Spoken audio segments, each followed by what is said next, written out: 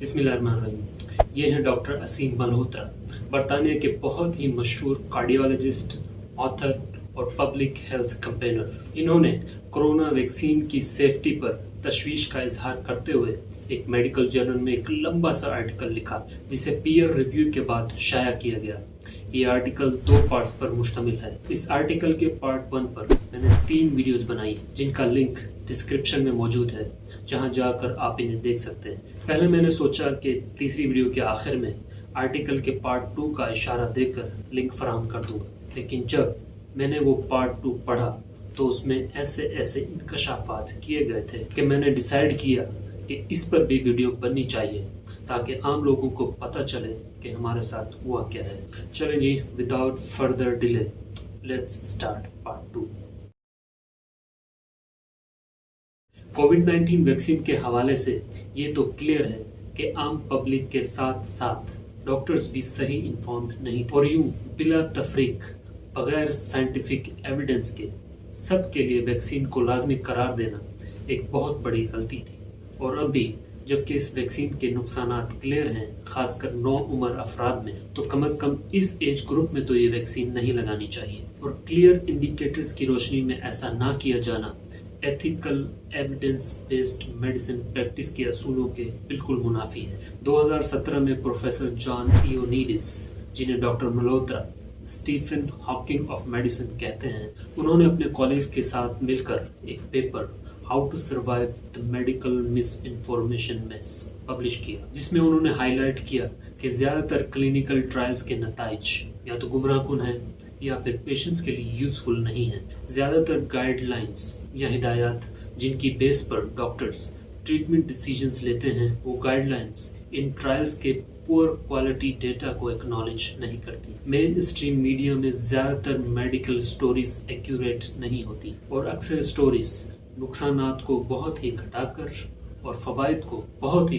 बढ़ा चढ़ा कर पेश करती हैं। एक सीनियर डॉक्टर जो बरतानिया के चीफ मेडिकल ऑफिसर के साथ राब्ते में रहते हैं, उन्होंने डॉक्टर मल्होत्रा को बताया कि मेरे ज़्यादातर कॉलीग्स जो आला ओहदों पर फाइज हैं और हेल्थ पॉलिसीज़ बनाते हैं, वो खुद से कोविड-19 और वैक्सीन के डेटा का तनकीदी जायज़ा नहीं लेते, बल्कि मीडिया स्टोरीज पर इन्हिसार करते हैं, जिसकी एक मिसाल CDC की डायरेक्टर रोशेल वालेंस की है, जिनका जिक्र पार्ट 2 में हुआ था। बरतानिया के chief medical officer professor Chris Whitty ने एक ख़त, जिसमें उन्होंने सेहत के अमले को वैक्सीन की अहमियत बताते हुए लिखा कि कोविड-19 vaccines are safe and effective, और ये हमारी पेशा वराना जिम्मेदारी है कि हम ये वैक्सीन लगवाएं ताकि हमारे पेशेंट्स महफूज रहें। हालांकि वैक्सीन के सेफ और इफेक्टिव होने का कोई सबूत नहीं है। क्या प्रोफेसर विटी ने डेटा का तनकीदी जायजा लिया है, या फिर वो खुद मेडिकल मिस इन्फॉर्मेशन मेस के एक विक्टिम है? जैसा कि प्रोफेसर इयोनिडिस ने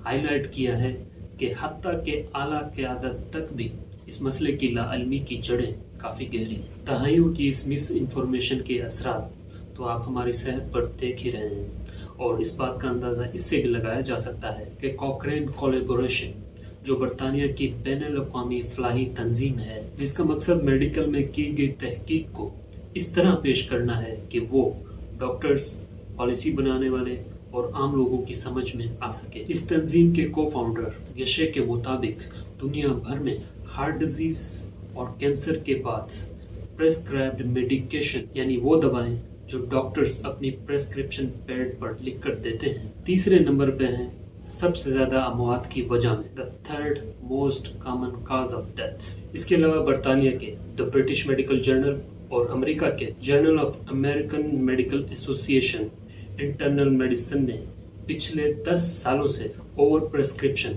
यानी बहुत ज़्यादा दवाएं लिखे जाने के खिलाफ मुहिम चलाई हुई है। ये सब हैरान कुन नहीं है जब बंदा ये समझ लेता है कि ज़्यादातर रिसर्च जो शाया होती है वो गुमराह कुन है, जिसमें एक दवा के नुकसानात को बहुत ही कम करके जबकि उसके फ़वाइद को बहुत ही बढ़ा चढ़ा कर दिखाया जाता है। और फिर जब एक डॉक्टर इस गुमराह कुन रिसर्च की बेस पर एक ट्रीटमेंट लिखेगा, तो फिर नतीजा वही होगा जिस पर अभी बात हुई है। ऑक्सफोर्ड यूनिवर्सिटी के centre of evidence based medicine के डायरेक्टर प्रोफेसर कार्ल हैनिंगहान के मुताबिक हर डॉक्टर को चाहिए کہ کوئی بھی ٹریٹمنٹ دینے سے پہلے اپنے آپ سے 2 سوال کریں. نمبر 1، اس سے کتنا فرق پڑے گا. نمبر 2، یہ مجھے کیسے پتا ہے. ہاؤ ڈو آئی نو دس. برطانیہ کی جرنل میڈیکل کاؤنسل نے 2020 میں ڈاکٹرز کے لیے یہ ہدایت جاری کی کہ یہ ڈاکٹرز کی ڈیوٹی ہے کہ وہ کسی بھی ٹریٹمنٹ جیسے کوئی میڈیسن یا سرجری کا فیصلہ پیشنٹس کے ساتھ مل جل کر کریں، جسے شیئرڈ ڈیسیجن میکنگ کہتے ہیں. اور پھر اس کے بعد انفارمڈ کنسنٹ لیا جاتا ہے جس میں پیشنٹ کی مرضی شامل ہوتی ہے. اس انفارمڈ ڈیسیجن میکنگ کے 6 کمپوننٹس ہیں. نمبر 1، جو بھی فیصلہ لینا ہے اس کی نوعیت کا تفصیلی جائزہ لینا. نمبر 2، اس طریقہ علاج کے متبادل کے بارے میں بات کرنا. نمبر 3، اس کے رسکس اور بینیفٹس کو ڈسکس کرنا اور وہ بھی ایبسولوٹ ٹرمز میں. نمبر 4، اس کے متعلق کوئی غیر یقینی صورتحال ہو تو اس کے بارے میں بات کرنا. نمبر 5، پھر یہ اسیس کرنا کہ پیشنٹ اس سب کے بارے میں کتنی سمجھ بوجھ رکھتا ہے. نمبر 6، اور پھر پیشنٹ کی ترجیح کو جاننا. اب اگر ویکسین لگاتے وقت ان سب کمپوننٹس کا خیال نہیں رکھا گیا، جو کہ آبویس ہے کہ نہیں رکھا گیا، تو یہ جنرل میڈیکل کاؤنسل کی ڈیوٹیز آف اے ڈاکٹر کی گائیڈ لائنس کی کھلی خلاف ورزی ہے. ایسا کہا جاتا ہے and it's important to note کہ جس فیلڈ میں جتنے زیادہ مالی مفادات ہوتے ہیں اس کی ریسرچ کے نتائج اتنے ہی کم قابل اعتماد ہوتے ہیں.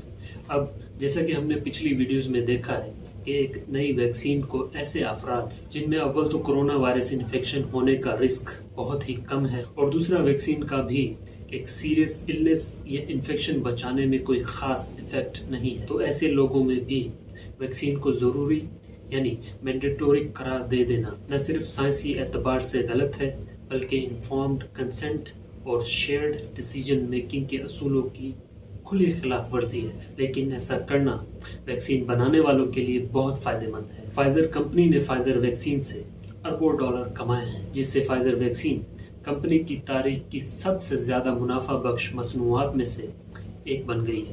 اب اگر پالیسیز بنانے والے اس طرح کی پالیسی بناتے کہ صرف ان لوگوں کو ہی ویکسین لگائی جائے جو کمزور ہیں یا پھر زیادہ رسک پر ہیں، اور ڈاکٹرز کو یہ موقع دیا جاتا کہ وہ مریضوں کے ساتھ شیئرڈ ڈیسیجن میکنگ پریکٹس کر سکیں، تو مریضوں کے لیے نتائج بہت ہی بہتر ہوتے. لیکن پھر ظاہر بات ہے ڈرگ کمپنیز کے پروفٹس بہت ہی کم ہوتے، جیسے کہ the New England Journal of Medicine کی سابق ایڈیٹر ڈاکٹر مارسیا اینجل نے نشاندہی کی ہے کہ ہیلتھ کیئر میں اصل جنگ جو ہے وہ سچ اور پیسے کی ہے. Truth versus money. Hope you liked the video. Thank you for your time. Allah Hafiz.